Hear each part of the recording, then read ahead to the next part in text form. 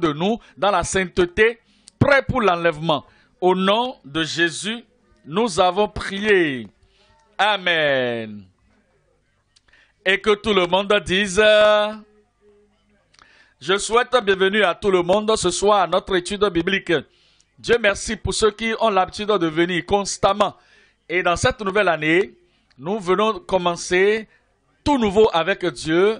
Et je prie que l'étude de la parole de Dieu nous conduise chacun dans la vie victorieuse chrétienne au nom de Jésus. Et que cette année soit un moment plus élevé, un moment plus grand pour tout le monde.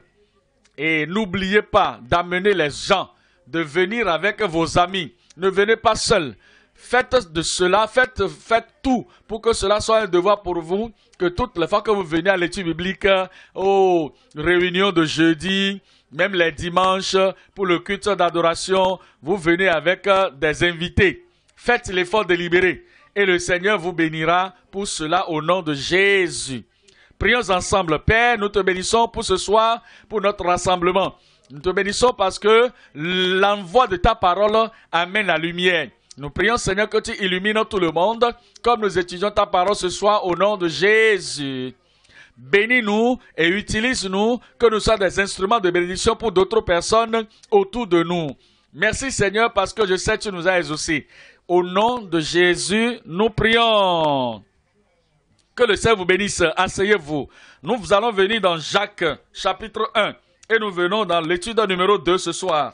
Jacques 1, verset 2. Il dit, mes frères, regardez comme un sujet de joie complète. Lorsque un sujet de joie complète, les diverses épreuves auxquelles vous pouvez être exposés, sachant que l'épreuve de votre foi produit la patience. Mais il faut que la patience accomplisse parfaitement son œuvre, afin que vous soyez parfaits et accomplis sans faillir en rien. Nous considérons ce verset et il parle de quelque chose de commun, quelque chose qui arrive à tout le monde. Et c'est quoi? C'est la tentation. Et si c'est pour les pécheurs. S'ils ne commettent pas péché, on ne sera pas pécheurs. Parce que la tentation vient avant le péché.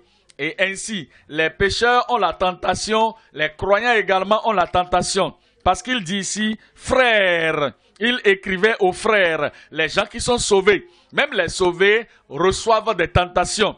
Les sanctifiés également sont tentés. Bien que les gens soient baptisés, remplis de cet esprit, la tentation peut également leur arriver. Ils ont la puissance de ça dans leur vie. Ils auront également des tentations. Les membres du corps de Christ, les membres de l'Église ont des tentations. Des ministres, des pasteurs, des évangélistes, ils ont des tentations. Les apôtres également sont tentés.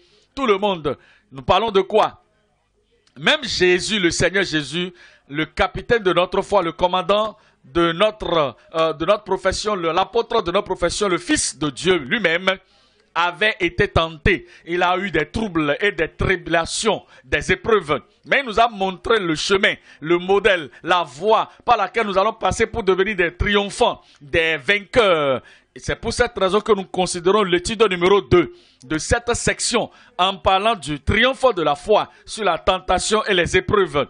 Il y a les tentations, les sollicitations par le diable pour nous conduire et nous induire dans le péché, de faire le mal et de commettre des péchés contre Dieu. Il y a également des épreuves, des tribulations que nous avons, des épreuves que nous avons. Ce ne sont pas nécessairement des tentations pour nous conduire dans le péché, mais c'est des difficultés, des pressions sur nos vies, des persécutions que nous avons, des épreuves que nous avons, des tribulations que nous avons ici sur la terre. Et malgré cela, il y a la possibilité, en réalité, il y a la provision que nous devons être triomphants. Nous serons des vainqueurs. Voilà pourquoi nous parlons du triomphe de la foi. C'est la foi qui nous permet d'avoir le triomphe. La foi que nous avons dans le Seigneur nous donne le triomphe. Nous avons vu les promesses de Dieu, la fidélité de Dieu, et nous voyons qu'il a dit qu'il nous gardera de la chute. Nous demandons de nous dépendre de ses promesses. Et dépendant de ces promesses de Dieu, nous serons en mesure de voir le profit de ces promesses de Dieu et nous aurons la victoire et nous serons triomphants et nous serons plus que vainqueurs au travers de celui qui nous a aimés. Le triomphe de la foi sur la tentation et les épreuves.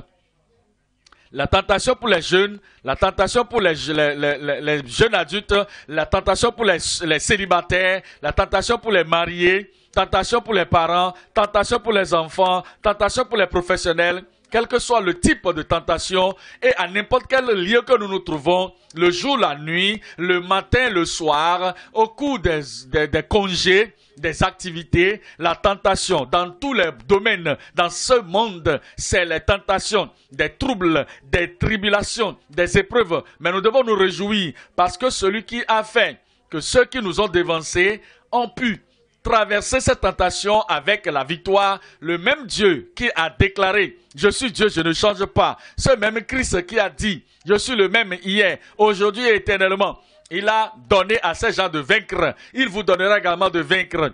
Et vous fera des vainqueurs au nom de Jésus.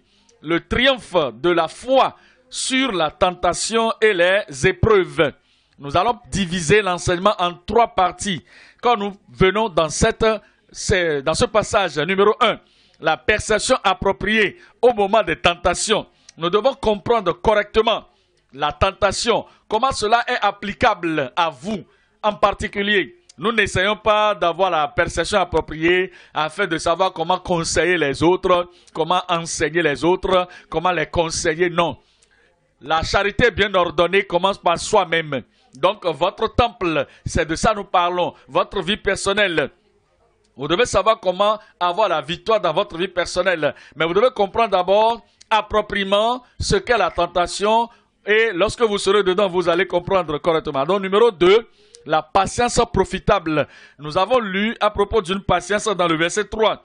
Jacques 1, verset 3, il est en train de parler de la persévérance. La persévérance que nous disons que le vent peut souffler, la tentation peut se soulever, mais nous nous tenons fermes et nous persévérons. Et cette patience et cette persévérance est profitable. Profitable pour notre victoire, profitable pour notre triomphe, profitable pour nous permettre d'entrer au ciel. Parce que si nous tombons toujours, nous tombons à chaque fois que la tentation se présente. Si nous tombons et nous restons la tête baissée ou la tête par terre, comment est-ce que serons-nous au ciel?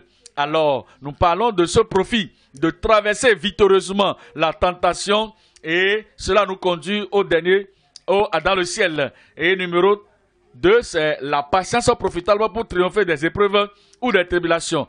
Et numéro 3, c'est la prière prévalente. Vous savez, l'étude seule ne vous donnera pas la victoire totale. Lire seulement la Bible ne vous donnera pas la victoire complète. Si vous n'avez jamais pris de temps pour prier, les tribulations viennent, pas de prière. Tentation vient, pas de prière. Tribulation se présente, pas de prière. Épreuve vient, pas de prière. Ce serait vraiment difficile pour vous et pour quiconque est dans une vie sans prière d'avoir la victoire sur toutes les tentations, les épreuves, les tribulations qui surviendraient sur sa vie. Alors, les sans prière sont les sans pouvoir. C'est-à-dire quoi? Celui qui ne prie pas n'a pas de pouvoir. Il ne peut pas chercher la face de Dieu pour recevoir la puissance, la force interne devant le Seigneur. Si vous êtes sans prière, si vous ne priez pas, vous ne pouvez pas prévaloir. Jacob a prévalu lorsqu'il a prié avec le Seigneur et il a dit « Je ne te laisserai pas partir à moins que tu ne me bénisses ». Il s'est tenu à ça. Dans cette épreuve, je ne te laisserai point. À moins que tu ne me donnes le pouvoir, la force et cette capacité interne de surmonter cette tribulation. Tout ce qui me suit et me poursuit, c'est lorsque vous priez et vous dites ce dont j'ai besoin, le pouvoir dont j'ai besoin, la force dont j'ai besoin, la capacité dont j'ai besoin, la puissance qui va me donner de vaincre aujourd'hui et pour tous les jours. C'est ça que je veux et je dois l'avoir. C'est de cette façon, c'est cette prière prévalente, cette prière importune qui nous donnera de vaincre. Et numéro 1, c'est la perception appropriée au moment des tentations. La perception appropriée au moment des tentations. Jacques 1, verset 2. Mes frères, il nous parle, nous sommes nés de nouveau.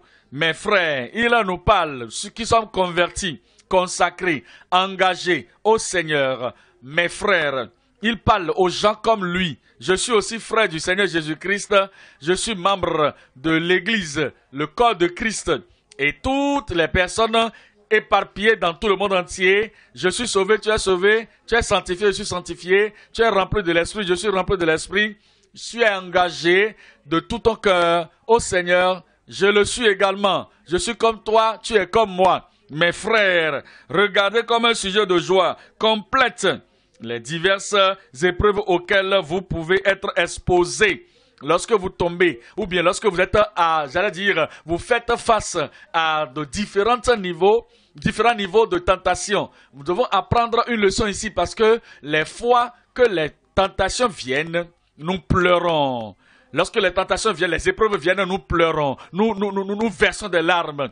Lorsque les épreuves viennent, nous sommes tristes. Pourquoi moi? Pourquoi moi? Oh, jusqu'à moi. Pourquoi c'est arrivé vers moi? Nous avons oublié le premier alphabet du mot du royaume. Il a dit que lorsque vous tombez dans des diverses tentations, épreuves, ce n'est pas lorsque vous êtes tombé, mais lorsque vous faites face, lorsque cela vous arrive, quel que soit le type de la tentation ou de l'épreuve, c'est comme une flèche qui vous est lancée. Ça peut descendre dans votre cœur, dans votre pensée, mais vous devez vous réjouir et dire, ah, ceci m'arrive parce que je suis un frère en Christ, je suis une sœur en Christ.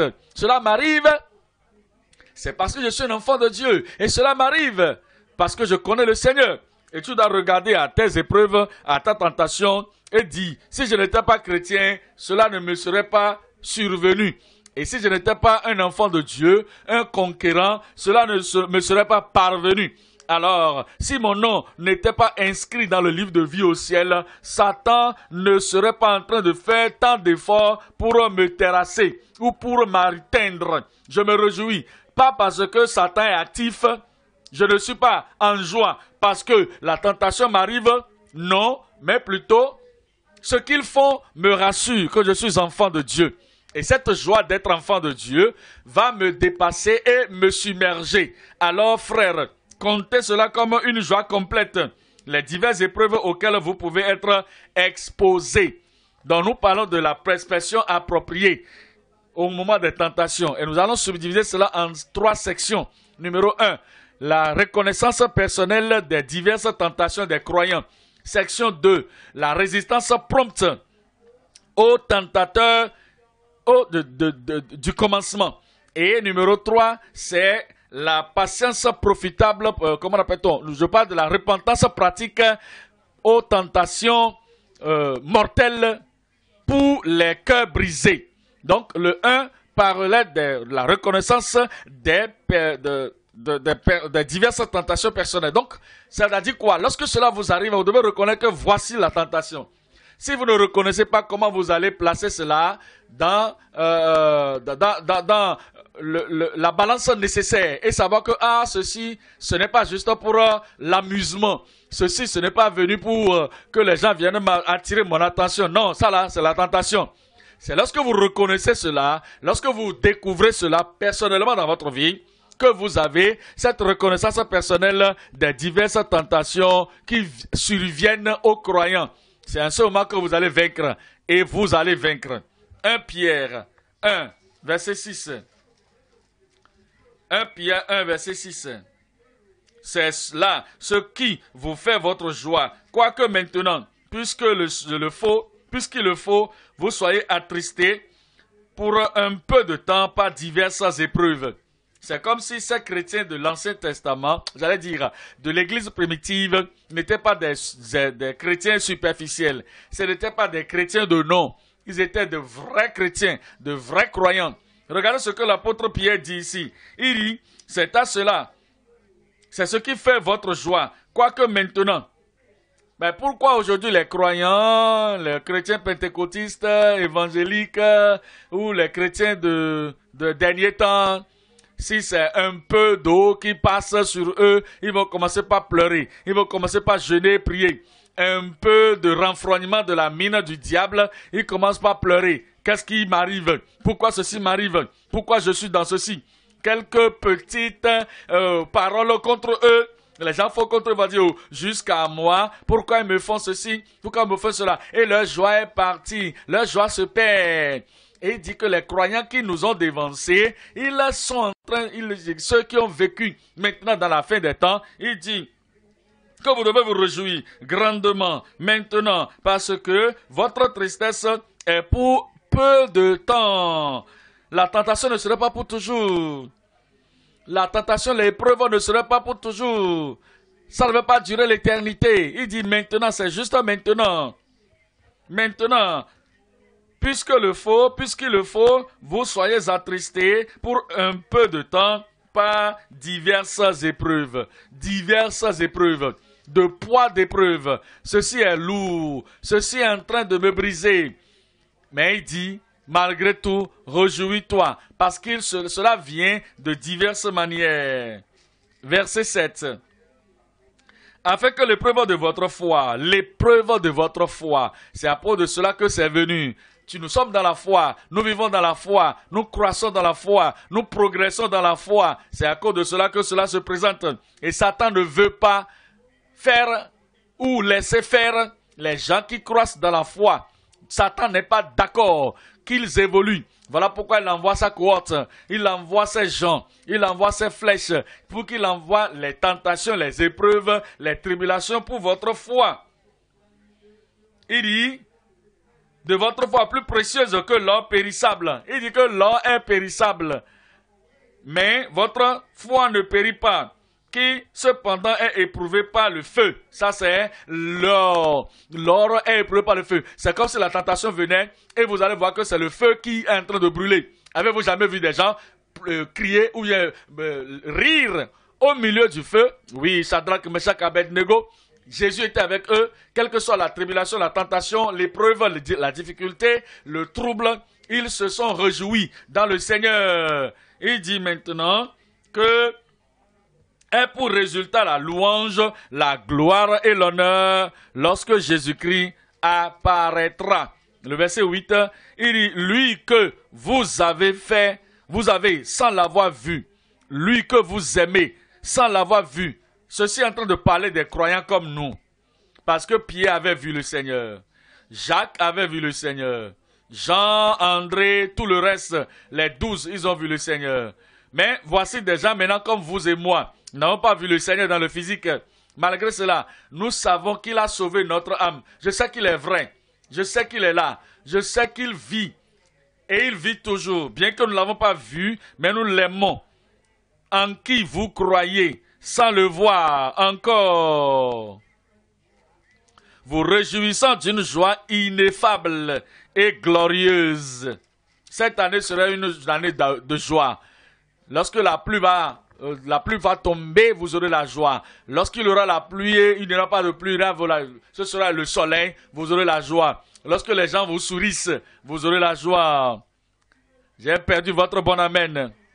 Et lorsque les gens renfrognent la mine, peut-être que les années passées, lorsqu'on vous renfrogne la mine, vous n'étiez pas en mesure de garder ou de supporter la furie de Nebuchadnezzar ou la colère de Nebuchadnezzar. Parce que les gens ne sont pas d'accord que vous êtes engagés au Seigneur, vous faites tout ce que vous faites, et toutes les fois qu'ils viennent, pour démontrer qu'ils ne sont pas contents, ils renfrognent la mine.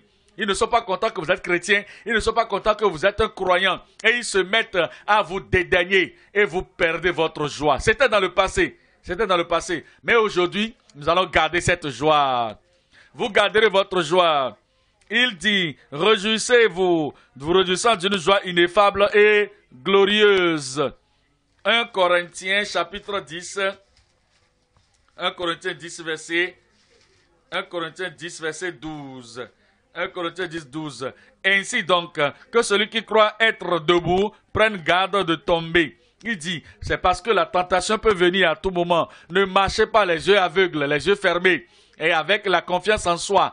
Et il dit qu'il n'y a pas de problème, il n'y a pas de problème. Quel que soit ce qui va arriver, si je tombe, je vais me relever, non, il n'y a pas de problème. Ça, c'est une vie négligente, ça. Il dit, celui qui croit qu'il est debout, qui pense qu'il est debout, qu'il prenne garde de tomber. 13. Aucune tentation ne vous est survenue qui n'a été humaine, qui n'a été humaine. C'est la première des choses auxquelles il faut penser. Il dit à tout moment, il faut penser à ça. La tentation arrive. Il y a aussi d'autres personnes sur la terre. Et ceci peut également arriver aux autres. Peut-être que dans votre mariage, le mari parle ainsi, vous n'allez pas aller vous cacher dans un coin et dire que je ne sais pas si je peux aller à l'église aujourd'hui pour le culte d'adoration. Je ne peux pas aller. Regardez comment mon mari est en train de me parler. Ça arrive aussi à d'autres femmes dans des endroits différents. Ce n'est pas quelque chose de particulier pour toi. Non. Ce n'est pas particulier pour toi. Ce n'est pas particulier pour toi. Donc, il traite aussi d'autres personnes de cette façon. Et les autres, ils négligent ces choses. Ils ne permettent pas à ces choses de les surpasser et de les submerger. Si le reste est plus fort que toi, ce n'est pas bien. Cela arrive même aux adolescents. Et leurs collègues, leurs camarades de classe leur font de telles choses. On leur donne de noms, on se moque d'eux à l'école, on les regarde et on parle contre eux. Malgré cela, les adolescents réussissent et sortent de cela et disent « je ne vais pas aller à l'école parce qu'à l'école, on se moque de moi ». Non, ils continuent d'aller. Si de jeunes gens sont en mesure de vaincre, moi aussi je peux vaincre. Moi, je peux vaincre. Parce qu'il n'y a pas de tentation qui vous est survenue, qui n'est pas une tentation pour tout le monde. Mais Dieu est fidèle, qui ne vous laissera pas. Il ne vous permettra pas. Il ne vous permettra pas d'être tenté au-delà de votre force. Mais il permettra à ce que la tentation qui va venir, il vous donne la capacité de sortir de cela, afin que vous puissiez la supporter. Vous serez en mesure.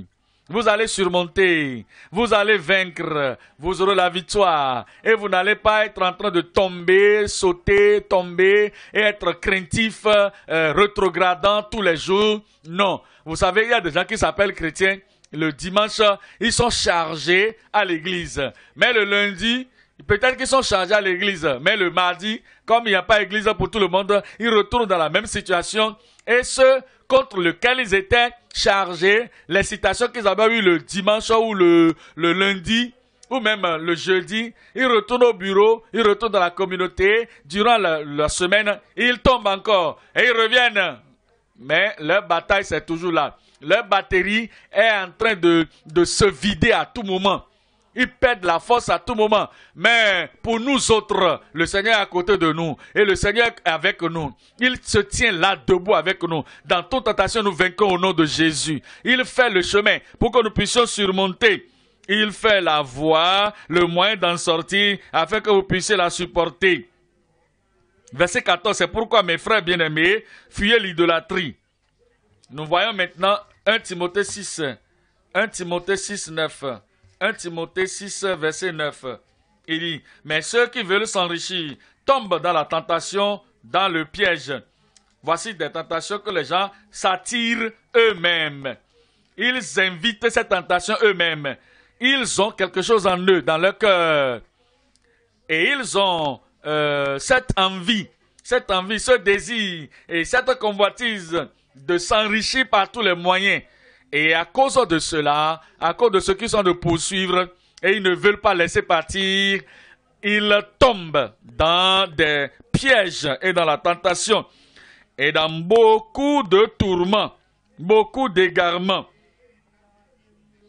Ils se jettent dans ces choses qui conduisent des gens dans la perdition et dans la ruine. Ce n'est pas seulement l'argent, ce que vous recherchez dans le monde, et vous le voulez dans le monde, vous le voulez du monde, vous voulez ça de la part des gens de ce monde, et vous êtes prêts à ce qu'on vous les donne par tous les moyens. Vous avez la passion de cela. Ce n'est pas le royaume de Dieu, ce n'est pas le don de Dieu, ce n'est pas la grâce de Dieu, ce n'est pas ce que Dieu donne par lui-même, mais vous avez besoin de cela, quelle que soit la chose. Cela vous amène dans la tentation. Cela vous constitue un piège. Ça va vous amener dans la compromission. Parce que vous dites, ah, je vais l'avoir. Et c'est cet homme qui peut me donner ça. Quelle que soit la condition qu'il va poser, je suis prêt. Je vais l'avoir. Ah, si c'est ça, tu vas compromettre. Tu veux quelque chose d'une femme. Et quelle que soit la femme, c'est elle qui peut me donner ça. Et je veux ça par tous les moyens. Et je veux qu'elle me dise oui. Lorsque je vais lui demander ça, alors que tu sois prêt à tomber dans la tentation parce que tu es trop passionné pas passionné pour le ciel, pas passionné pour la justice, pas passionné pour la sainteté, tu es passionné pour cette chose terrestre, je dois l'avoir. Et si la personne retarde, je vais s'appeler les gens de ce monde. Vous savez, les gens de ce monde, ils savent, lorsque tu as vraiment faim de quelque chose, tu as vraiment faim pour quelque chose, et tu es vraiment passionné, tu es désiré d'avoir la chose, ils vont vous multiplier la tentation. Mais si vous gardez tout avec les mains relaxantes, si ça vient, c'est bon. Et ça ne vient pas, gloire à Dieu. Vous n'allez jamais tomber dans la tentation.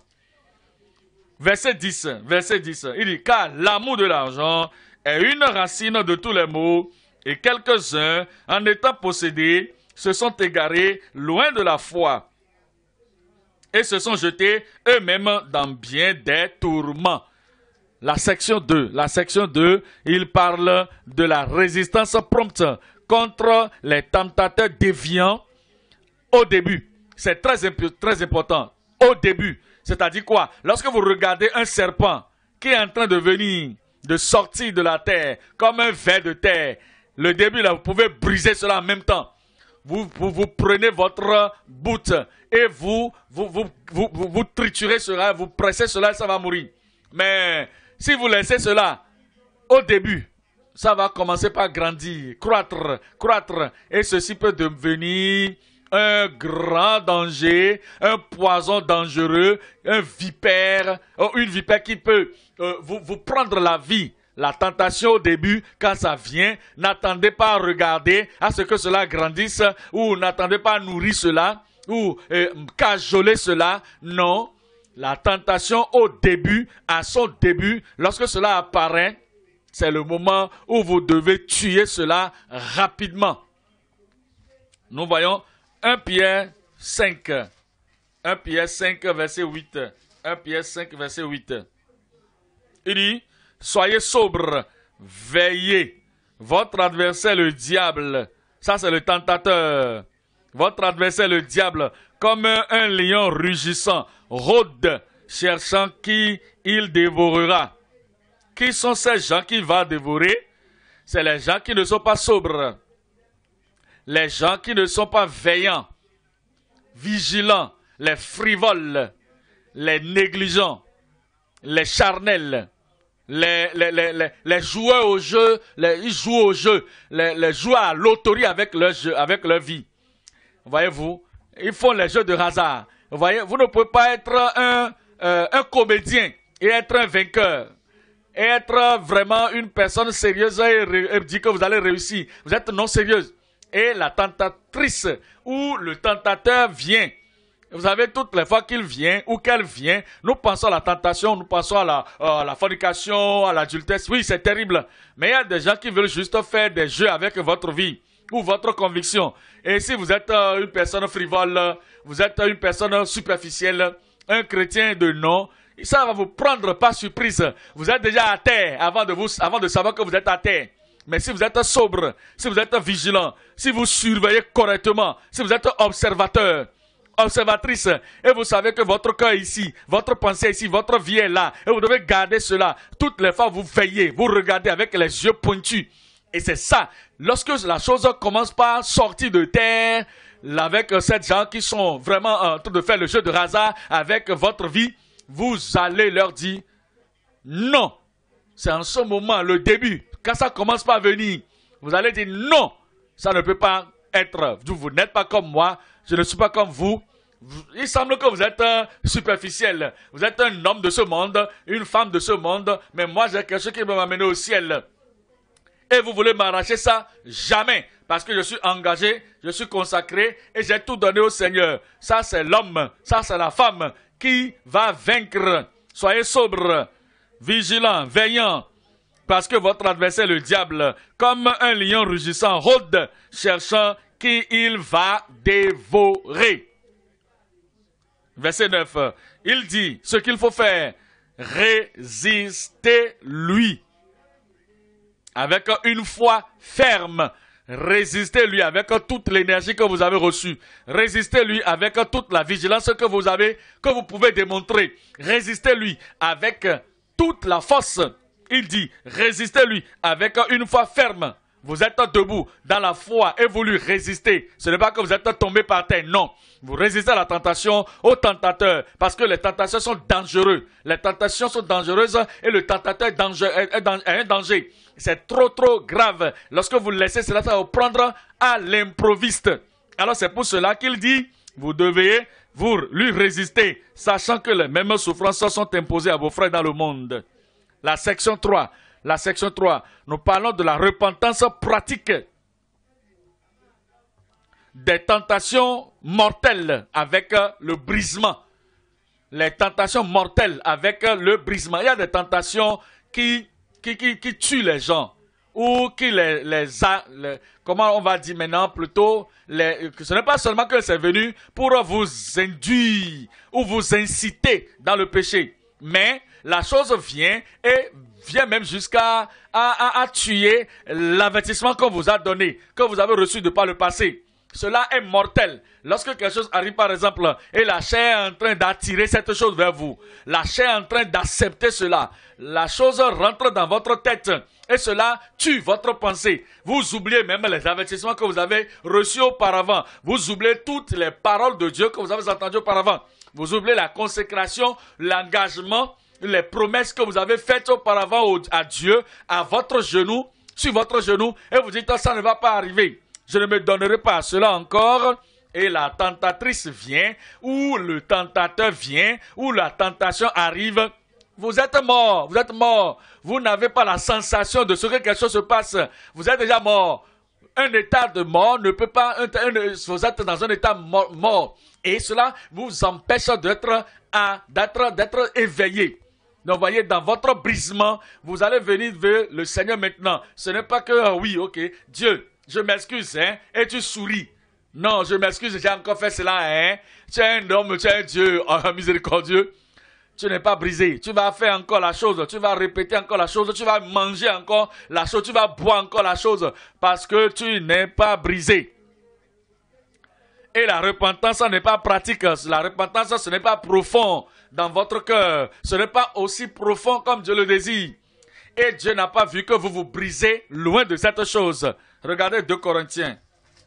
2 Corinthiens 7, verset 8. 2 Corinthiens 7, 8. 2 Corinthiens 7, verset 8. Il dit que 2 Corinthiens 7, verset 8. 7, verset 8, il dit que quoique je vous ai attristé par ma lettre, je ne m'en repens pas. Voyez-vous, il dit je ne m'en remets à des gens qui se reposent sur la repentance d'hier. Les gens peuvent écouter à propos de Christ, ils vont dire, oh, ça c'est l'évangile ça. Ils écoutent cela, ils ne se repentent pas, ils ne comprennent pas la méchanceté du péché, ils ne comprennent pas que le péché est mal, la punition qui va suivre, le résultat qui va se présenter à cause du péché. Ils ont juste entendu que Jésus est mort à la croix du calvaire. Est-ce que tu veux le recevoir? Lève la main. Ils lèvent juste la main. Mais dans leur cœur, ils ne comprennent absolument rien. Le mal qui se trouve, le danger qui se trouve dans le péché, ils ne regardent pas ça. On dit, ah, on va écrire leur nom, on écrit leur nom. Il va dire, ah, je suis né de nouveau, je suis né de nouveau. Mais ils retournent. Mais la même tentation leur arrive de venir fumer la drogue, de venir boire de l'alcool. Et il ne peut pas résister. Et bien, il se dit que je suis sauvé, mais il tombe encore dans la chose. Une femme dans ce monde leur approche dans leur bureau et dit je suis né de nouveau, mais ils n'ont pas la compréhension de ce que le brisement doit être là. La personne doit avoir le brisement de cœur. Mais ceux qui sont sauvés, des années passées, comme lorsque nous étions sauvés, nous avions compris que le péché est mortel, le péché est mauvais. Le péché est terrible, que si vous vivez dans le péché et que vous mourrez, vous irez en enfer. Et vous avez l'image claire, nous avons l'image claire de l'enfer. Nous étions brisés et nous pleurions, nous crions au Seigneur. Et ce n'est pas seulement le cri ou les pleurs, nous nous étions repentis sincèrement et nous savions ce qu'était cette repentance. C'est pour cela que nous sommes demeurés dans le salut toutes ces années passées. Et il dit maintenant, je me réjouis. Non, parce que vous êtes attristés, mais que vous vous repentiez plutôt. Parce que si vous vous repentez avec le salut et que vous êtes dans la tristesse, vous n'aurez pas la... comment appelle-t-on? Il dit, car vous avez été attristés selon Dieu, afin de ne recevoir de notre part aucun dommage. Verset 10, en effet, la tristesse selon Dieu produit une repentance à salut. Vous savez, c'est ce de quoi nous parlons. Et ça veut dire quoi? Que lorsque vous faites quelque chose, vous regrettez juste, vous riez même. Et vous dites, vous savez, mes amis, j'avais l'habitude de faire cette chose-là. Hein. Et bon, j'attrapais les femmes, j'attrapais les filles, j'attrapais les hommes. Et vous le dites avec joie, vous ne le dites pas comme si vous avez regretté. Vous dites, les bons vieux temps de péché. Ça veut dire que vous n'êtes jamais repenti. Si vous étiez repenti, vous allez avoir la tristesse que... Pourquoi je m'étais sali comme ça? Je m'étais souillé comme ça. Ça, c'est la repentance, la tristesse selon Dieu. Mais il dit, la tristesse du monde produit la mort. Donc, c'est ce qu'il faut éviter. Donc, Psaume 51, verset 15. Psaume 51, verset 15, c'est le chapitre dans lequel David a prié. Et il dit, Psaume 51, le psaume de David où il a prié, psaume 51, le verset 18, il dit, si tu uses, le verset 18 dit, ou le verset 19, lui second, les sacrifices qui sont agréables à Dieu, c'est un esprit brisé. Oh Dieu, tu ne dédaignes pas un cœur brisé et contrit. Lorsque quelqu'un a un cœur brisé, un cœur contrit, un cœur qui a la tristesse dans le cœur, il dit, oh, pourquoi j'ai fait ça? Ça, c'est très, très honteux. Ça, c'est très terrible, ça. Ceci va m'amener dans l'enfer, la punition éternelle, le jugement, le cœur brisé. Et alors, tu te repens. C'est ainsi qu'on arrive à surmonter les tentations qui tuent, les tentations mortelles. Matthieu 26, vous connaissez déjà l'histoire. Pierre a renoncé qu'il connaissait le Seigneur. Lorsque Jésus s'est retourné, l'a regardé, vous avez vu, 26, verset 75. 26, 75. Alors, Pierre se souvint de la parole de Jésus. Est-ce que vous vous rappelez la parole de Jésus dans votre bureau? Vous rappelez-vous la parole de Jésus dans votre communauté? Lorsque vous allez vers vos gens, vos parents qui ne sont pas nés de nouveau, même ceux-là qui sont nés de nouveau, peut-être qu'ils sont des gens superficiels. Peut-être qu'ils sont juste des chrétiens modernes qui ne comprennent rien de la profondeur de la parole de Dieu. Et vous êtes avec eux. Est-ce que vous vous souvenez la parole du Seigneur? Est-ce que vous vous souvenez tout ce que vous avez appris? Nous venons de finir la retraite en décembre, la GCK. Nous avons fini ça. Alors, tous les messages que nous écoutons qui doivent nous donner la conviction brûlante, la conviction de feu. Est-ce que vous vous souvenez de ça? Lorsque vous retournez à la maison, Pierre s'était rappelé. Mais ce qui est arrivé, c'est quoi? Il s'était rappelé au mauvais moment. C'est au moment où la fille avait demandé, toi aussi tu es parmi eux.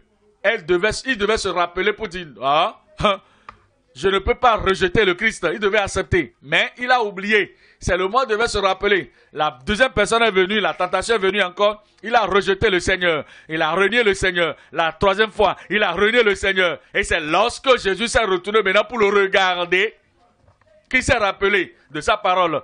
Simon, Simon, Satan t'a réclamé pour te cribler comme le froment, mais j'ai prié pour toi. Il a oublié que Jésus lui avait dit que Satan voudrait le cribler. Satan voudrait finir avec lui. Mais il a négligé et finalement il s'est rappelé la parole de Jésus après que tout est arrivé. Avant que le coq chante, tu me renieras 3 fois.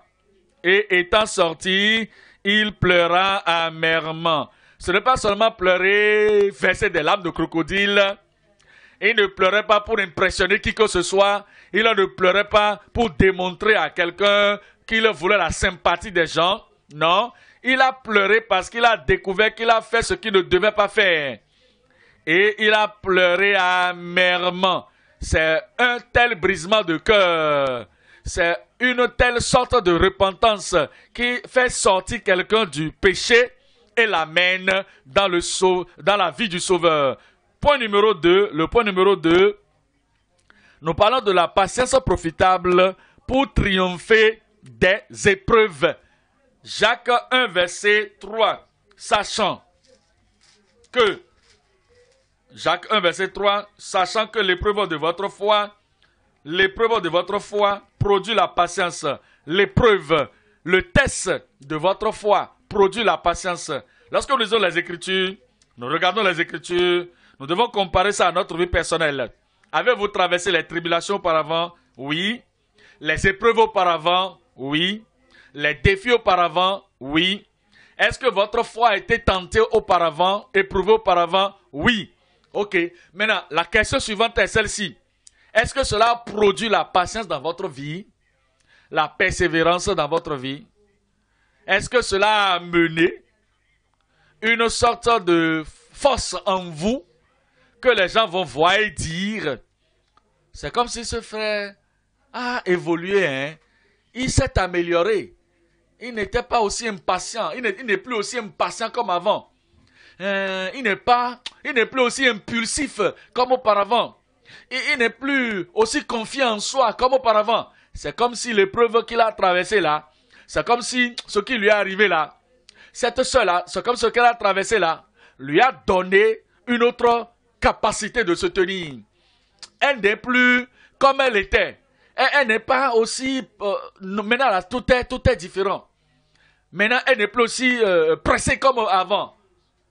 Elle est plus patiente maintenant. Elle est plus posée maintenant. Elle est plus lente maintenant. Elle comprend mieux les choses. L'épreuve qui lui est arrivée a changé son comportement, sa disposition, son caractère. Elle marche calmement. Elle n'est pas aussi vociférante comme auparavant. Elle n'agit plus comme un militaire, comme auparavant. Non. Parce que ce qu'elle a traversé l'a changé. C'est ce que la tribulation, l'épreuve doit faire dans nos vies. Sachant que l'épreuve de votre foi produit la patience. Nous parlons de la patience profitable. Alors, nous parlerons de 3 sections. Sous ce point 2, nous parlons en premier lieu de percevoir le test de foi dans nos tribulations. C'est-à-dire quoi? La tribulation vient et vous dites, ah, ça c'est un test, c'est un examen. Vous êtes à l'école, vous allez dans les salles de classe, vous suivez les cours dans les amphis, vous suivez les cours dans les salles de classe. Maintenant, tout est fini. On doit vous tester, on doit vous examiner. Donc, c'est ça. Vous devez comprendre que, ah, ça c'est venu, ça c'est c'est un examen qui est venu pour examiner tout ce que j'ai appris en classe. Donc, ceci doit arriver. Lorsque cela arrive, vous devez vous rappeler tout ce que vous avez appris depuis le temps du salut, passant par le temps de la sanctification, à descendre dans le temps de l'Esprit de Dieu qui est descendu sur vous, sur l'étude de la parole. Vous devez voir que ceci, c'est un test de votre foi. La section 2, c'est préserver le témoignage de la fidélité au travers des épreuves. J'ai un témoignage, je dois garder ça. Voici cette épreuve qui vient. Et cette épreuve veut me briser. Cette épreuve veut souiller mon témoignage. Non, je ne vais pas accepter. Je suis sauvé. Ça, c'est un grand témoignage. Je suis sanctifié. Et je recherche la paix avec tous les hommes, suivi de la sanctification sans laquelle personne ne verra le Seigneur. Et Satan a entendu mon témoignage. Il veut me briser. Il veut faire de mon témoignage une souillure. Je reconnais cela. Je revois cela. Je veux préserver mon témoignage de foi, de fidélité durant mes épreuves. Et la section 3, c'est progresser dans notre tâche jusqu'à la plénitude, malgré les tribulations ou les épreuves.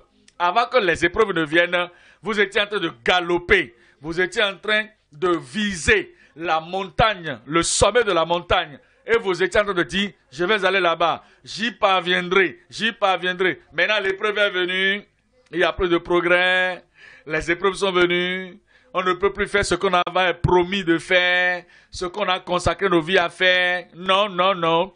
Vous êtes un surveillant, c'est-à-dire quoi? Vous veillez et vous dites que le progrès doit être là pour la tâche que j'ai choisi de faire ou d'accomplir. malgré la présence de la tribulation. Section 1. Percevoir le test de foi dans nos tribulations.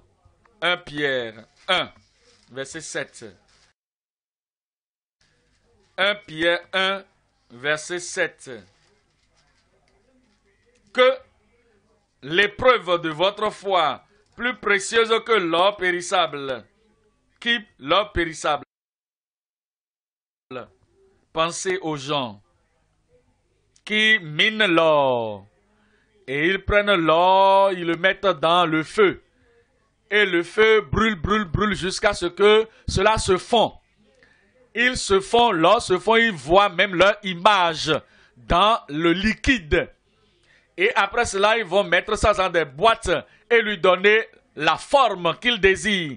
Ça, c'est notre foi. Notre foi est très, très précieuse pour le Seigneur. Précieuse pour nous amener au ciel. Même si cela a été éprouvé, c'est afin que toutes les souillures, les choses qui sont dedans, les déchets qui sont dedans, soient extirpés complètement. C'est pour cela qu'il dit, l'épreuve de votre foi, plus précieuse que l'or périssable, bien que cependant fût éprouvé par le feu, est pour résultat la louange, la gloire et l'honneur lorsque Jésus-Christ apparaîtra, lorsque Jésus-Christ viendrait. Avant que Jésus ne vienne, même si ta foi a été tentée, ce ne sera pas brûlé. Dis Amen. Et ta foi va continuer de brûler, d'aller, de briller, de continuer jusqu'à ce que Jésus vienne. Vous allez vous poser la question, quelle est cette famille que j'ai? Pourquoi ma femme fait ceci? Je vais la divorcer. Si tu fais ça, tu n'as pas compris. L'épreuve de ta foi, que l'épreuve c'est de faire de ta foi une chose parfaite jusqu'à ce que Jésus paraisse. Mais pourquoi cet homme est en train d'agir comme ça envers moi? C'est comme si il a une autre femme au dehors. C'est comme s'il est en train de regarder à une autre personne au dehors. Ok, si c'est ça, ce n'est pas grave. S'il est intéressé à une autre personne, il n'a qu'à partir, je vais le divorcer. Ta foi est en train d'être éprouvée. Et tu n'es pas en train de surmonter. Et cette foi maintenant est brûlée. Brûlée. Elle ne va pas rester jusqu'à l'apparition de Jésus. Mais lorsque tu dis, quel que soit ce qu'ils vont faire, dire, quel que soit ce qu'ils vont manger, quel que soit ce que l'homme va dire, ou faire, ou se comporter. Parce que maintenant, il revient à la maison tard, plus qu'auparavant. Mais il pense que je vais lui donner attention et lui donner l'enseignement de ce qu'il faut garder la femme jusqu'à la mort. Non, je ne lui dirai pas ça. Lorsqu'il va revenir, je vais le saluer avec la joie, je vais le saluer avec le sourire. Je ne vais pas me mettre en colère. Parce que si tu le fais, si tu te mets en colère, tu ne vas pas te bagarrer, tu es comme lui. Mais lorsque tu tiens ferme dans la foi et tu dis, quel que soit ce qu'il va faire, quel que soit ce qu'elle va faire, je suis en mesure de garder ma conviction. Et tu vas continuer de l'aimer malgré tout, tel que Jésus désire que tu aimes ta femme ou que tu respectes ton mari comme cela se doit. Alors ta foi a été tentée, ta foi a été éprouvée comme l'or qui a pris par le feu et qui demeure l'or. Tu vas continuer de demeurer par ta foi au nom de Jésus. Est-ce que tu es là? Telle soeur, tel frère a pris les bagages et est parti de cette maison. Et elle n'a pas envie de rester dans la maison, dans son foyer. Sa foi a été tentée et sa foi est brûlée. Est-ce que tu as pensé à ce frère? Tel frère a quitté la maison, il n'est pas envie de rester avec la femme. C'est parce que sa foi a été tentée dans cette maison, dans ce foyer. Et à cause de l'épreuve de sa foi, la foi est brûlée comme la paille. Il n'a pas pu tenir. Moi je tiendrai. Moi je tiendrai. Vous allez tenir au nom de Jésus. Mais nous savons les frères, nous savons, c'est comme ça qu'on connaît les frères. C'est comme ça qu'on connaît les gens qui sont vraiment des croyants en Jésus. Au temps des épreuves, des troubles, des tests, ils demeurent fermes jusqu'à la fin. Jusqu'à ce que Jésus paraisse. Verset 8, il dit, lui que vous aimez, sans l'avoir vu, en qui vous croyez, sans le voir encore, vous réjouissant d'une joie ineffable et glorieuse. Vous êtes-vous jamais réjoui avec une joie ineffable? Peut-être que vous avez un enfant, la joie ineffable. Vous avez un mari, joie ineffable. Vous avez une femme, joie ineffable. Vous venez d'avoir un nouveau travail, joie ineffable. Vous venez d'avoir une alerte dans votre téléphone que le compte bancaire a été crédité. Joie ineffable. Qu'en est-il? Vous êtes dans le malheur, dans le défi, dans l'épreuve. Lorsque ce moment arrive là, que cela prouve que vous ne pouvez pas vous supporter et manger. Lorsque les gens seront prêts à vous insulter et à vous menacer, est-ce que vous avez cette même joie? C'est en ce moment que la sanctification se prouve. Lorsque vous avez les défis, vous avez les difficultés, vous avez la joie, et la joie ineffable, la joie inexplicable. Verset 9, il dit, parce que vous obtiendrez le salut de vos âmes pour prix de votre foi, Chapitre 4, 1 Pierre 4, le verset 12. 1 Pierre 4, verset 12. Bien-aimés, ne soyez pas surpris comme d'une chose étrange qui vous arrive de la fournaise qui est au milieu de vous pour vous éprouver. Ah, je me pose la question, qu'est-ce qui arrive même, hein? Nous sommes dans l'église. Nous écoutons toujours la même parole de Dieu, mais vous regardez ce que l'autre est en train de faire. Il continue de venir à l'église, mais regardez sa vie, regardez ce qu'il me fait, regardez ce qu'elle me fait, et vous commencez pas à juger. Est-ce qu'ils ne sont pas en train d'écouter aussi ce que nous écoutons?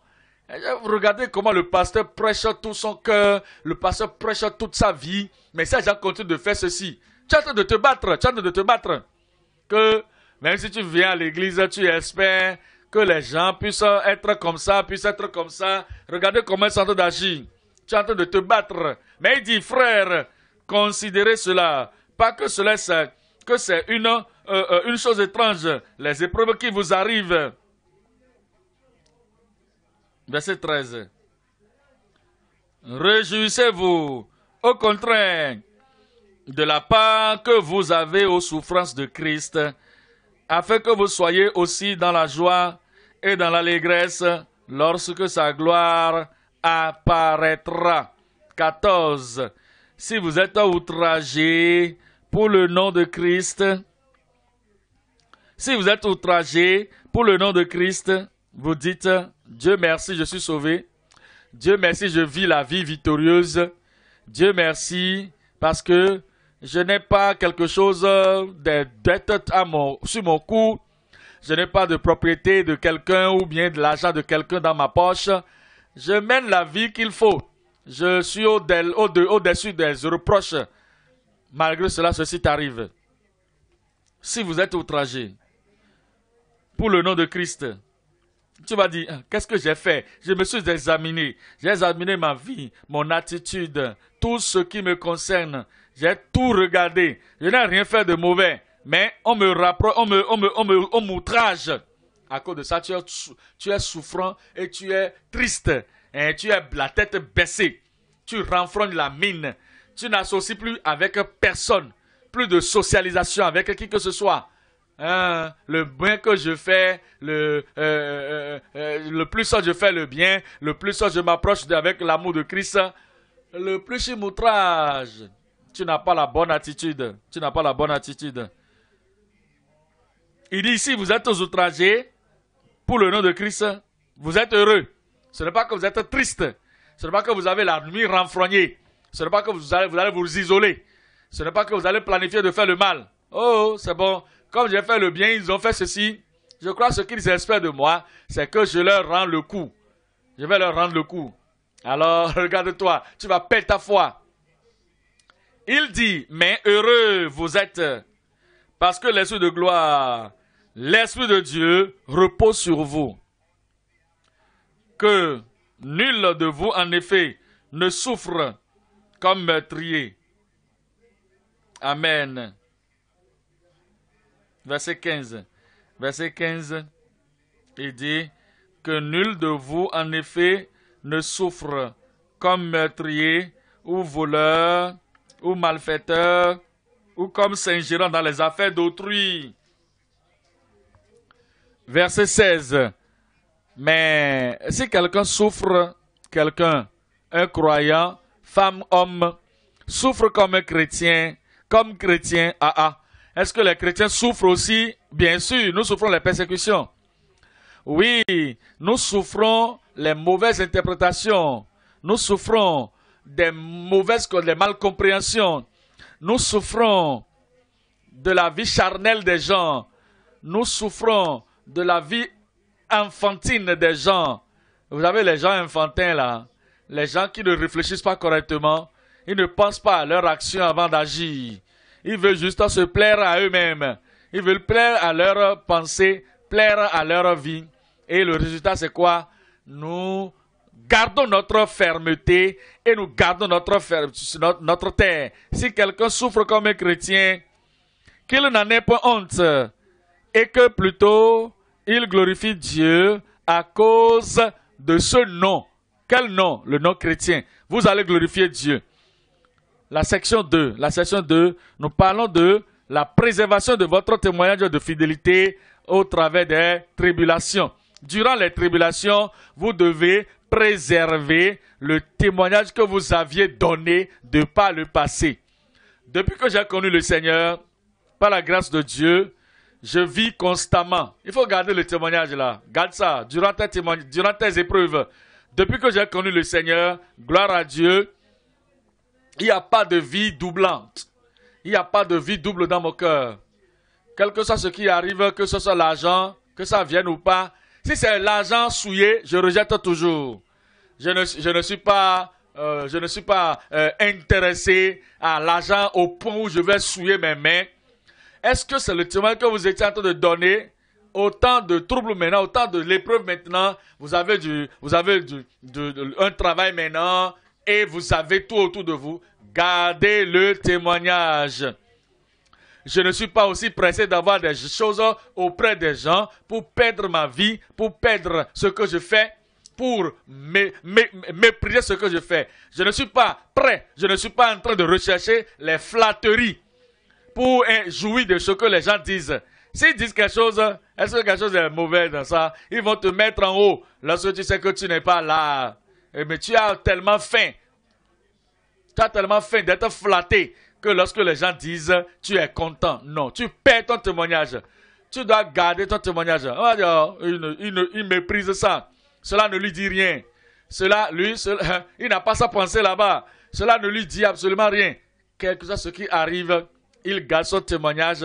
La fidélité à préserver. Préserver le témoignage de fidélité durant les épreuves. Romains 5, verset 3. Romains 5, verset 3. Romains 5, verset 3. Il dit, bien plus, nous nous glorifions, même des afflictions. En lisant tous ces passages, à propos de ces gens, que cela soit Pierre ou Jacques ou Jean, tout ce qu'ils nous disent, c'est quoi? Ne soyez pas attristés, n'ayez pas le visage renfrogné, ne vous retirez pas, ne soyez pas isolés, ne soyez pas si émotionnels. Ce qu'ils disent, c'est de nous réjouir. Réjouissez-vous, glorifiez-vous. Non seulement cela dit, non, que même nous nous glorifions, même des tribulations, des afflictions, sachant que l'affliction produit la persévérance, la patience. Verset 4. Et la persévérance, la victoire dans l'épreuve. Ainsi, nous avons l'espérance de vivre dans toutes les conditions.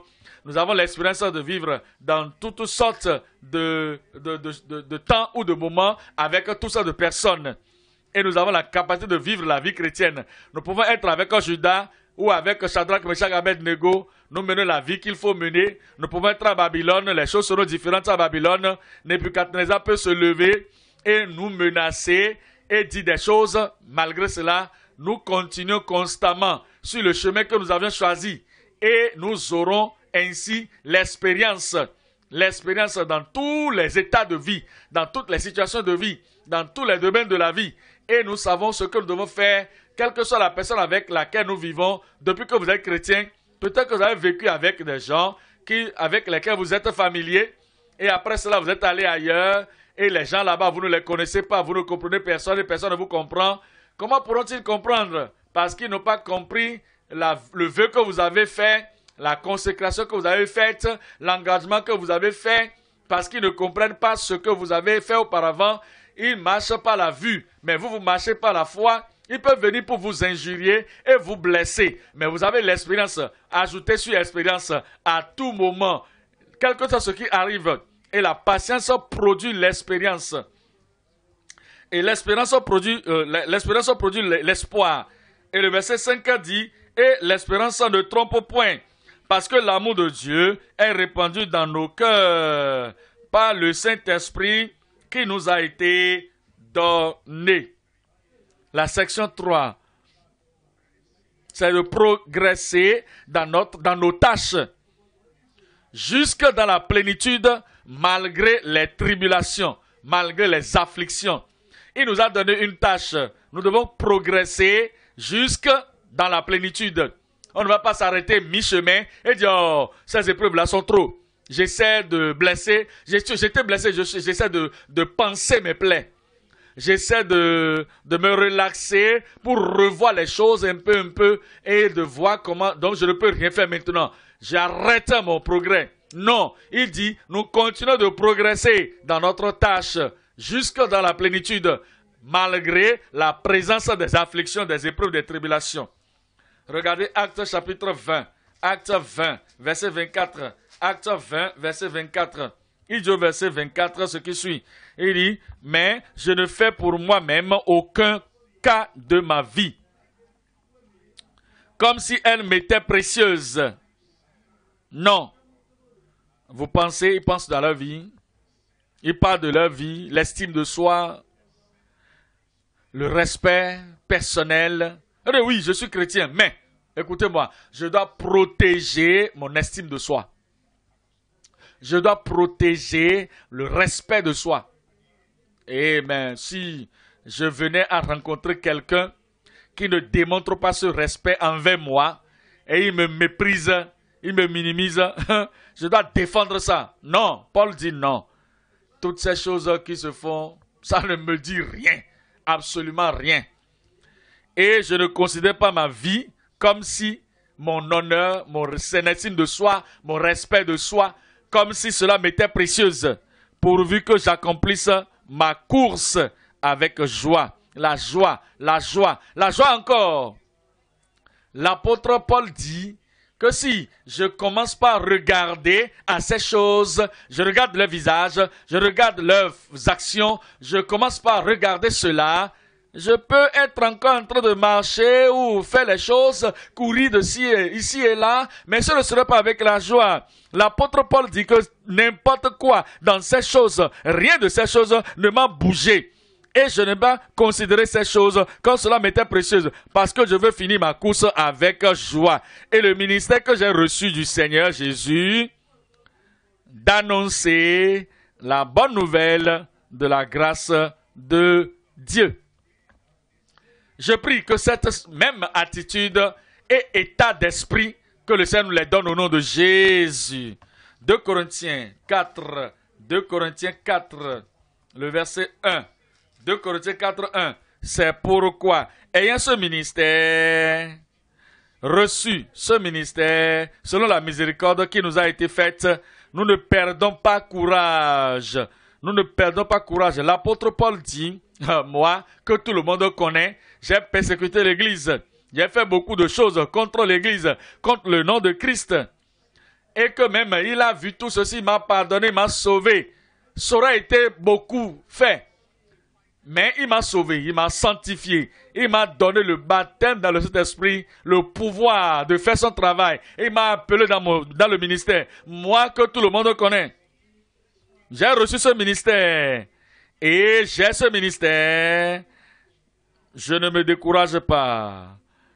Je ne perds pas courage. Qu'est-ce qui pouvait l'amener à perdre courage? Verset 8. Nous sommes pressés de toute manière. Je vais là-bas. Parce que je me disais, puisque j'ai changé de localité, ça va changer. non, je quitte la localité A pour la localité B, le trouble continue. Je dis, oh, changeons un peu. Localité C, même chose se produit. Pourquoi? Paul, mais tu sais plus que moi. Satan est partout. Satan est dans la localité 1, localité 2, localité 3. Il va ici et là et il te suit là où tu vas. Alors il dit, nous sommes pressés de toute manière, mais non réduits à l'extrémité. Nous ne sommes pas détruits. Dans la détresse, mais non pas dans le désespoir. Le verset 9, persécuté, mais non abandonné. Abattu, mais non perdu. Verset 16. Verset 16. C'est pourquoi nous ne perdons pas courage. Et lors même que notre homme extérieur se détruit, notre homme intérieur se renouvelle de jour en jour. Verset 17. Car nos légères afflictions, frères, légères afflictions, les faux frères, le mensonge de faux frères, légère affliction. On lui a même jeté des pierres. Légères afflictions du moment présent produisent pour nous, au-delà de toute mesure, un poids éternel de gloire. Comment? Verset 18. Parce que nous regardons non point aux choses visibles. Il dit, je ne regarde pas ces choses. Après que j'ai été jeté, j'ai été lapidé, les pierres sont là, par terre, je ne regarde pas ces pierres. C'est comme un serpent a mordu quelqu'un et le poison du serpent, en principe, est déjà dans le pied. Au lieu de regarder et de rechercher un bandage pour bander, il regarde à côté, il recherche plutôt le serpent. Et pendant ce temps, le poison est en train de retrouver de place dans son corps. Ne fais pas ça. Lorsque quelque chose de ce genre se produit, il ne faut pas rechercher le serpent et regarder le serpent. Va rechercher la solution. Donc, nous ne regardons pas aux choses visibles, mais à celles qui sont invisibles. C'est la grâce de Dieu que nous recherchons. La gloire de Dieu, c'est ça que nous recherchons. Les promesses de Dieu, c'est ce que nous recherchons. Et il dit, car les choses visibles sont passagères, mais les choses invisibles sont éternelles. Hébreux 12, verset 1. Hébreux 12, verset 1. Nous donc aussi, puisque nous sommes environnés d'une si grande nuée de témoins, rejetons tout fardeau et le péché qui nous enveloppe si facilement et courons avec persévérance dans la carrière qui nous est ouverte. Le verset 2. Ayant les regards sur Jésus, le chef et le consommateur de la foi, qui, en vue de la joie qui lui était réservée, a souffert la croix, méprisé l'ignominie, et s'est assis à la droite du trône de Dieu. Verset 3.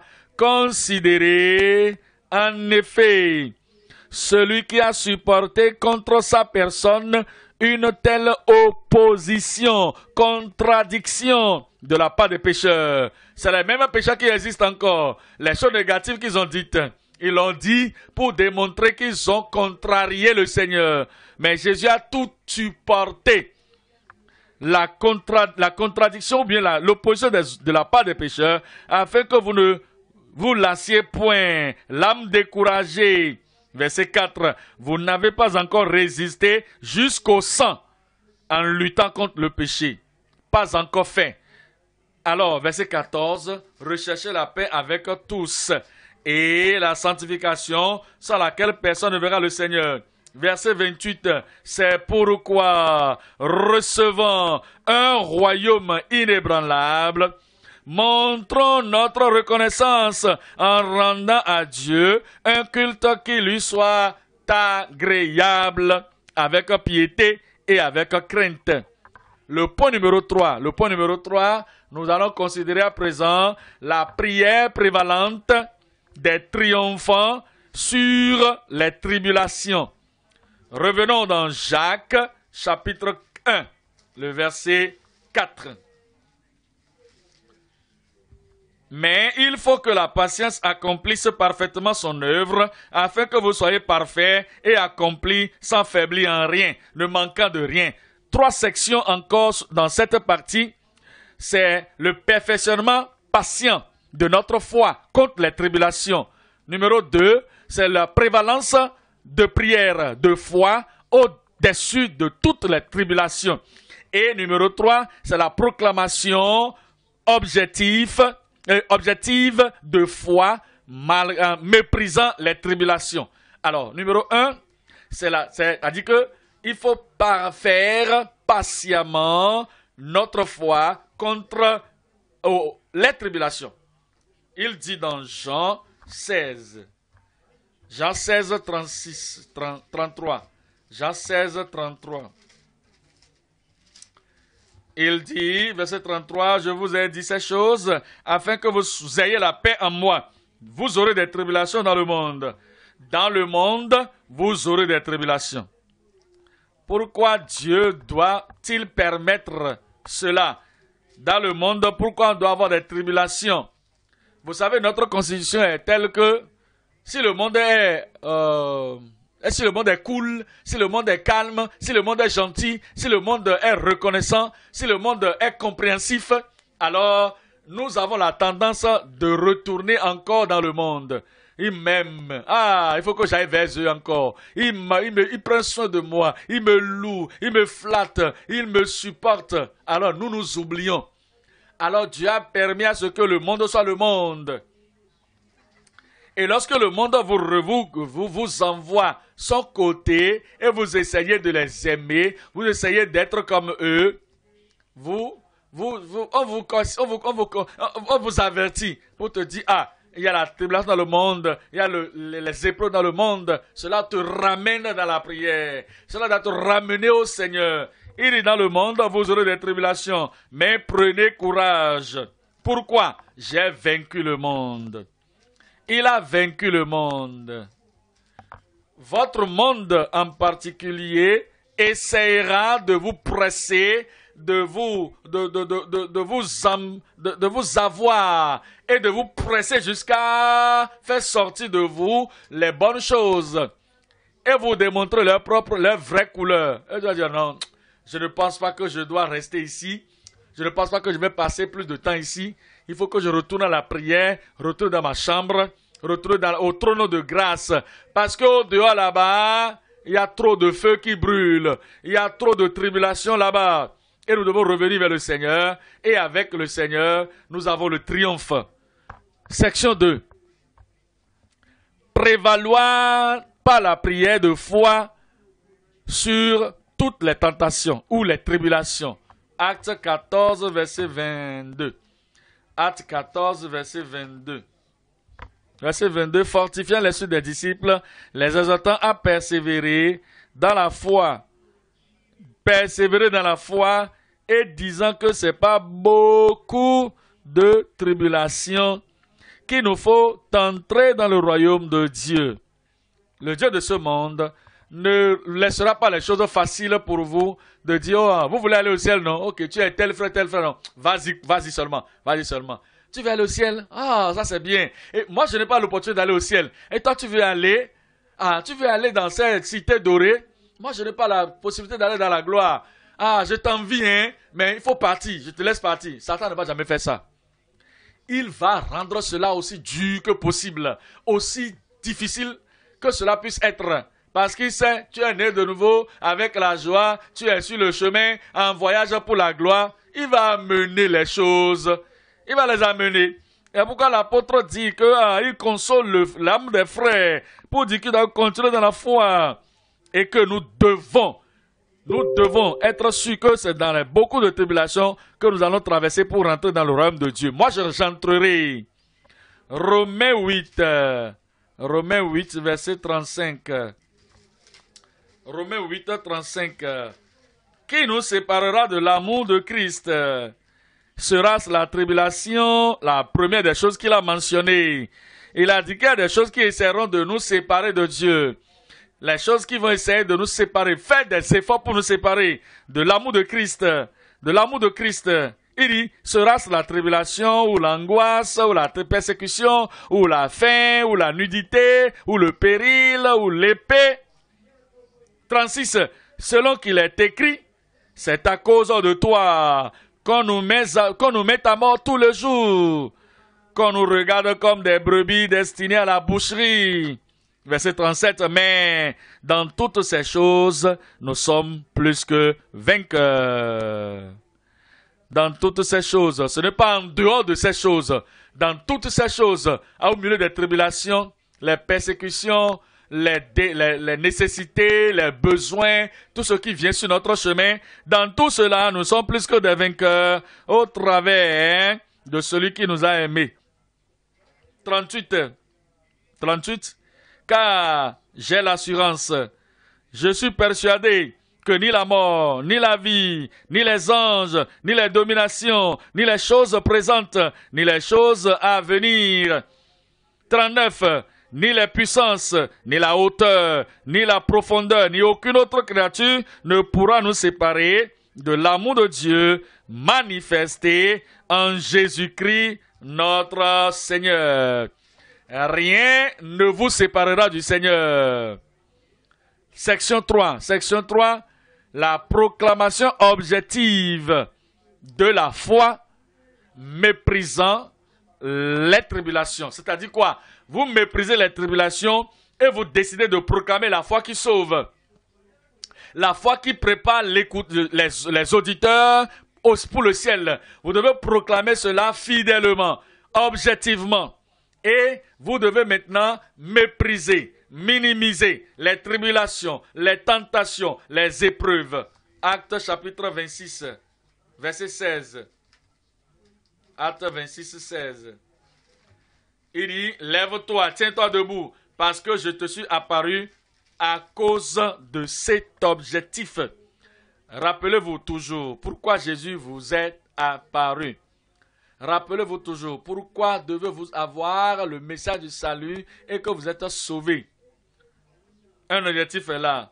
Pourquoi il vous a appelé à être un serviteur, à être un gagneur d'âme, à être un ministre, à être un prédicateur de l'évangile. Souvenez-vous toujours de ça. Et l'apôtre Paul s'est toujours rappelé. Il dit, je me souviens, le Seigneur m'a dit, tiens-toi debout, mets-toi sur tes pieds, car je te suis apparu à cause de ceci.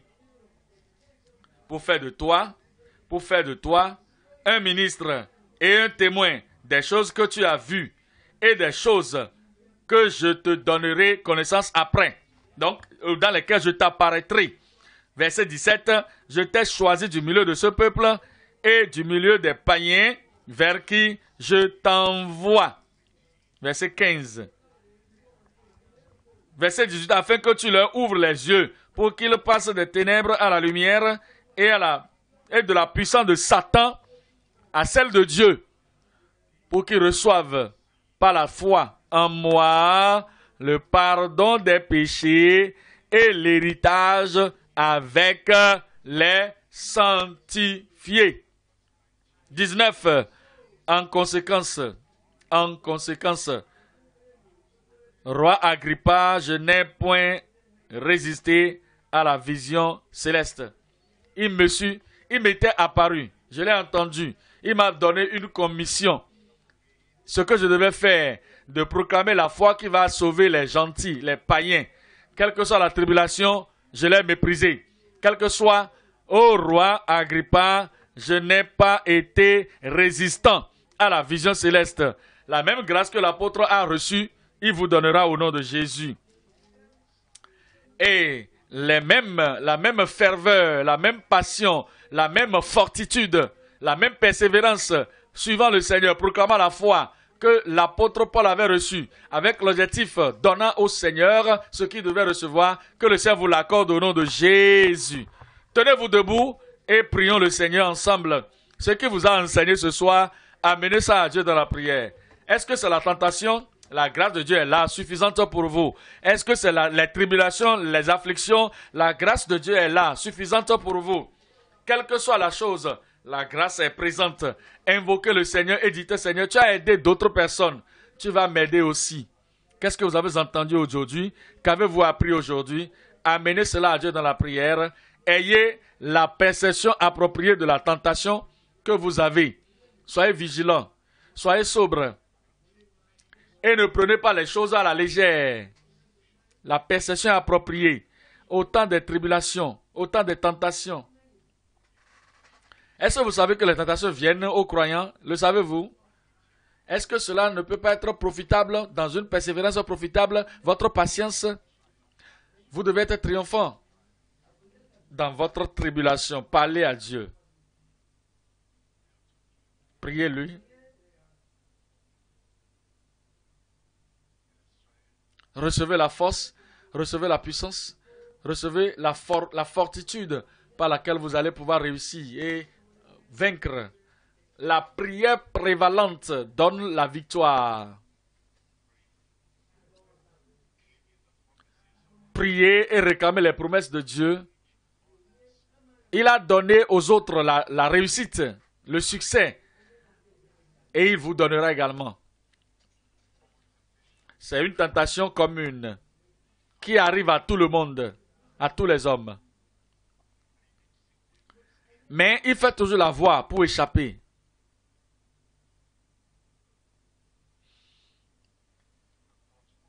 Vous êtes pensif. Vous réfléchissez à votre destinée céleste, éternelle.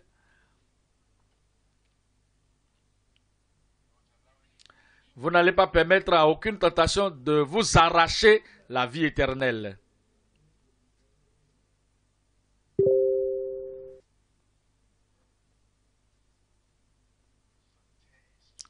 C'est un test de foi.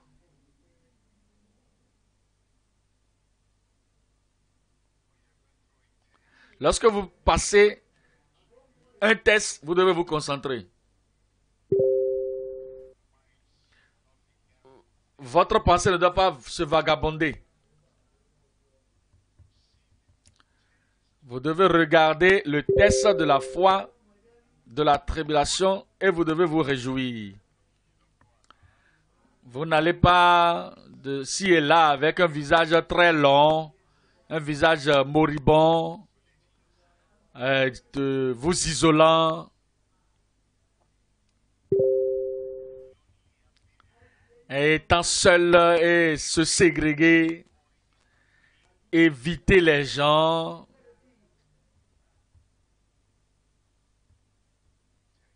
C'est un test. Et vous devez endurer pour préserver votre témoignage. Le témoignage du fidèle. Souvenez-vous la victoire que vous aviez eue de par le passé. Quel engagement vous aviez eu de par le passé? Quelle consécration, quelle concentration vous aviez eu de par le passé? Et quel témoignage les gens donnent à propos de vous, à propos de votre constance, à propos de votre persévérance? Alors, continuez dans ce que vous traversez maintenant afin de préserver ce témoignage des fidèles. Et vous devez faire de progrès dans la tâche que le Seigneur vous a confiée, dans sa plénitude, quelles que soient les tribulations. Vous ne dites pas, oh, je traverse trop de choses et à cause de ça, je suis tellement découragé, je ne peux plus aller de l'avant. Non, ça ce n'est pas vous, ça ce n'est pas ta vie. Quel que soit ce qui se passe, méprise toutes les tribulations. Minimise les tribulations. Ne regarde pas ça avec de gros yeux. Ne donne pas au diable, les suiveurs de Satan, de se sentir fort. au point de te fermer le chemin. Et que lorsque tu as en train de faire des efforts pour aller, ils vont te raccourcir le chemin ou te priver de pouvoir aller plus vite. Ne permets pas ça. Ne permets pas ça. Ne donne pas au tentateur de se sentir au-dessus de toi ou plus fort que toi. Plus fort que le Christ qui vit en toi. Ne permets pas ça. Ne donne à aucun homme, un homme qui est chair et sang, la mauvaise notion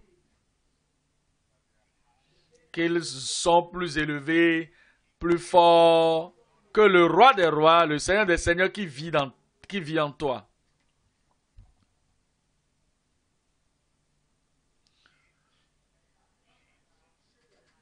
Élève Jésus plus haut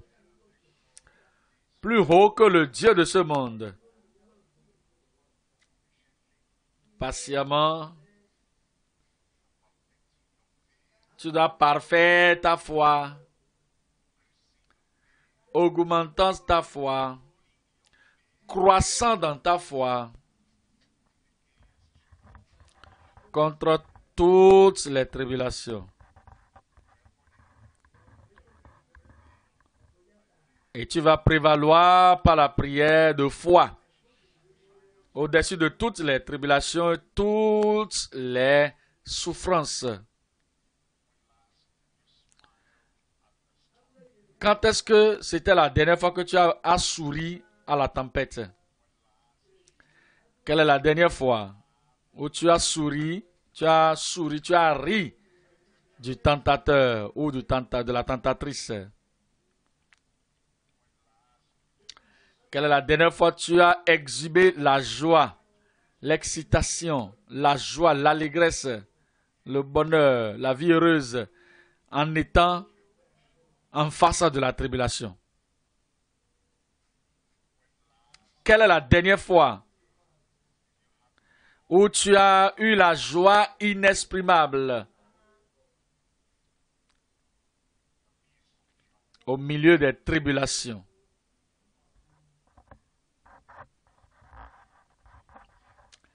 Avais-tu proclamé la foi cette année nouvelle? As-tu prêché l'évangile cette nouvelle année?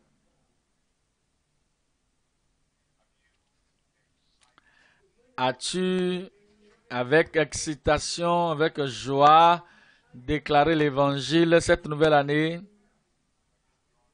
Ou bien tu t'es retourné? Tu dis, oh, c'est la nouvelle année, hein? Je n'ai pas ceci, je n'ai pas cela.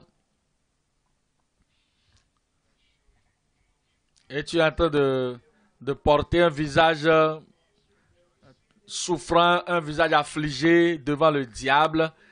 Et il est content de te rendre misérable. La joie que tu devais avoir, il faut le retourner. Tu l'as retourné au diable. Il faut retourner, reprendre ta joie. Reprends ta joie. L'allégresse là, reprends ça. Reprends ta joie. Reprends ta vie heureuse.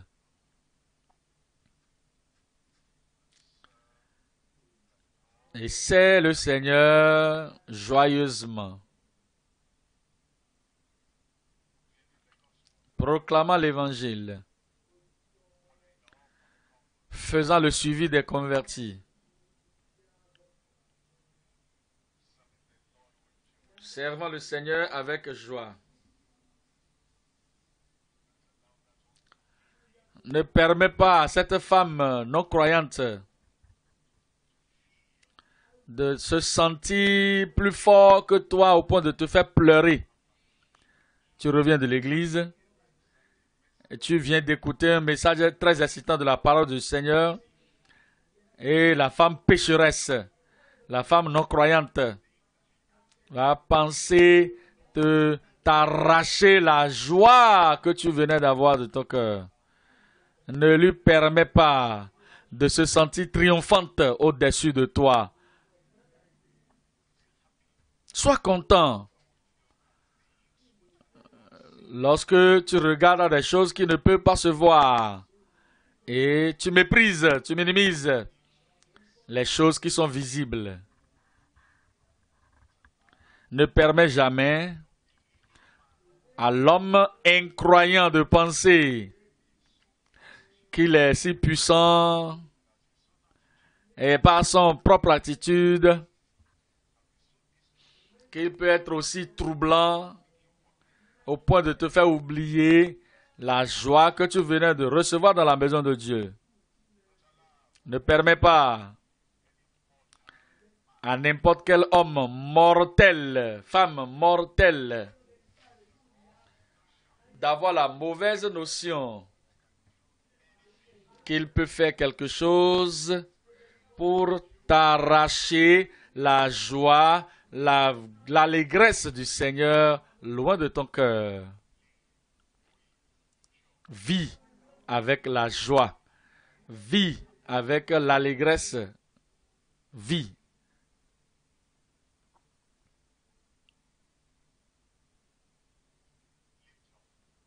Vis avec la vie élevée.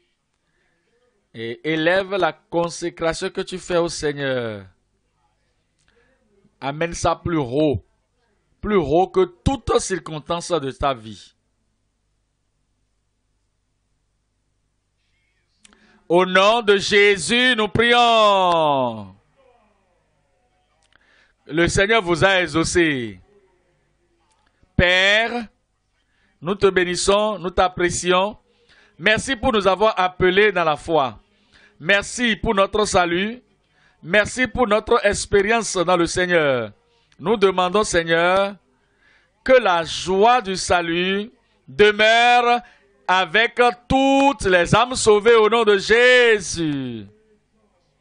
Ceux qui n'étaient pas sauvés, je prie qu'en ce moment, ils vont avoir la repentance d'un cœur brisé, se détourner du péché et abandonner toutes les mauvaises choses de leur cœur et posséder le vrai salut qui amène la joie, qui amène la transformation, qui amène la vie nouvelle dans toutes les vies au nom de Jésus. Seigneur, je prie que la grâce pour surmonter, la grâce pour endurer, la grâce pour continuer de demeurer dans le Seigneur, quel que soit ce que sera la tentation, la tribulation, l'affliction, accorde cette grâce à tout le monde au nom de Jésus. Lorsque la tentation arrive, Seigneur, donne-nous la sobriété, donne-nous la vigilance pour que nous puissions résister fermement dans la foi au nom de Jésus. Et Seigneur, je prie que la victoire, le triomphe d'un vrai enfant de Dieu nous soit donné pour que rien n'enlève la joie, la victoire que tu nous as donnée. Accorde-nous cette grâce au nom de Jésus. Nous retournons chez nous maintenant. Veille sur tout le monde. Tous les frères ici, tous les frères partout dans le monde, comme chacun retourne chez lui maintenant, tes promesses seront oui, amen dans nos vies. La victoire sera définie, précise. Le triomphe sera précis. Et nous reviendrons encore la prochaine fois avec des témoignages. Que les choses qui essayaient de nous retourner dans le monde, maintenant nous retenons ferme. Les choses qui essayaient de nous donner la dépression, la détresse, la tristesse. Maintenant, nous sommes contents, excités, menant la vie victorieuse, joyeusement, au nom de Jésus. Aide-nous, Seigneur, d'amener les autres personnes dans cette même joie, dans cette même victoire, dans ce même triomphe. Et nous allons venir avec eux à la prochaine rencontre dans nos districts, dans les cultes combinés au nom de Jésus. Tout ce que tu as promis et que tu as objectivé pour tout le monde cette année, les bénédictions vont s'ajouter sur bénédictions, victoire sur victoire. Seigneur, je prie, tes promesses seront oui, amen, dans toutes les vies, au nom de Jésus. Confirme toutes ces choses dans toutes les vies. Merci, Seigneur, pour les ossements. Au nom de Jésus, nous prions.